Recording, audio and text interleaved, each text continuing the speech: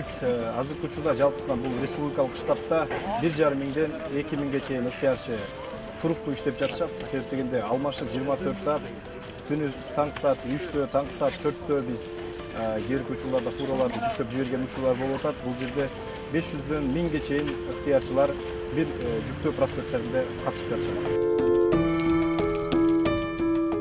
Жалпы ыктыярчылар өздөрү социалдык тармактар аркылуу өздөрүнүн досторунан угуп тегеле белгилүү инсандардын, ушу биздин блогерлердин көмөктөрү менен бул жакты билип, келип жардам берип жатышат.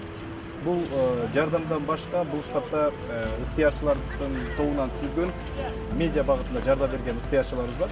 Алар болсо бизде негизги медиа штабы бар, биякта кабар агенттигинде. Мына ошол штаб менен биргеликтүү ишти тыгыз иш алып барышат. Чыккан маалыматта тастыкталган акыркы маалыматтарды таркатуу процесстерине активдүү иштеп, мына күн түндөбөй кезектешип биздин штабта отуруп иштеп жатышат.